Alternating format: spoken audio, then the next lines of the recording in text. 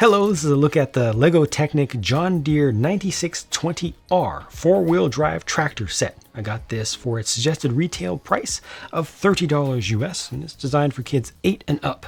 This is a two-part build, comes with the tractor and a tipping trailer. The tractor itself is articulated. Let's start off with just a look at the entire set, completed just as it is, so you can see it from some different angles and get an idea for its overall shape, and also bring in a minifigure here in a second to show you the scale a little bit. This is relatively simple back here, the tipping bed, but I mean, how much can you reasonably expect from that? So here's what a random minifigure looks like next to it, and it's not too far off scale-wise. I think that this is scaled a little bit smaller than a minifig, but it's almost compatible. It's pretty glorious to me that this comes with 4 of the big chevron tires against yellow wheels. That's just a look that I personally love as someone who has grown up in the United States. I've seen that color combination, that color and shape combination a ton of times, and it just really resonates with me personally. Some of the I'd say most of the tractors of this specific model in real life actually come with dualies, or they'll even have 3 wheels and tires per corner, but there are versions of them out there that are running just singles like this, so this is accurate enough. The proportions are not perfect.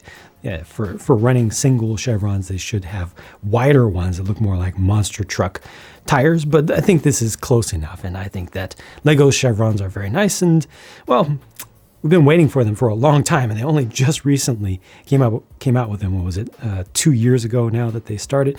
This does use a bunch of stickers. This sticker here actually shows how far off the die cut is on this particular sticker sheet, because I had to turn it off to the side. It was supposed to be 120 degrees away from that, and you can see how much thicker the line is, the red line is on the bottom. So that is unfortunate. It's just a little bit off. That's the only one that was really affected by that, though. Sticker over here with the ladder for it.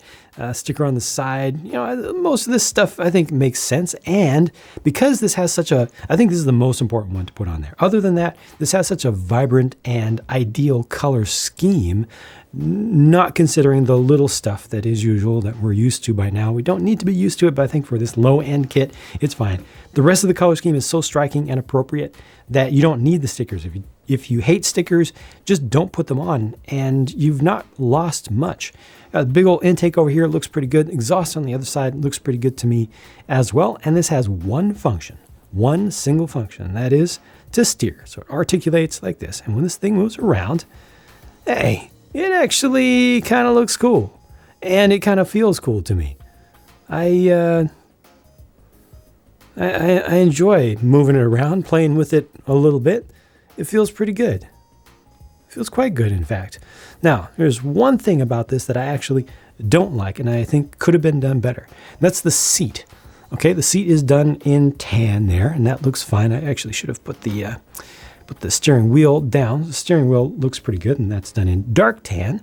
I don't know if we've had that piece in dark tan before. I don't remember it, but if we have had it before, we haven't had it a lot of times. But the seat looks almost perfect. I'm going to take the roof off here, which also has a big sticker on it. Looks almost perfect for a minifigure, and Lego has done minifig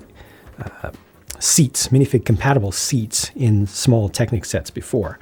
This one almost could use a minifigure in there if it was just a little bit lower and had a couple studs on top. This set does use some regular system pieces, so it wouldn't have been too much of a stretch to ask for some additional system pieces to be used in there to accommodate a minifigure. Because see, if I just let them sit down there on the ground, this is totally going to work. And why not enable that? Why not make the connection between the pin-based world and the stud-based world, if you can? Because hey, why not? We've not gotten much farm equipment in the city line, so let this work. Just a little bit of modification will allow you to have that nice and situated in there as you wish. Now at the rear here is a very simple hitch, and yes, this does have quite a number of pieces that have been recolored to just a regular green. I believe, for this set in particular, and hopefully we'll have more of those in the future. A bunch of the lift arms already existed in a regular green, but many pieces here were added to the inventory. This again is simple.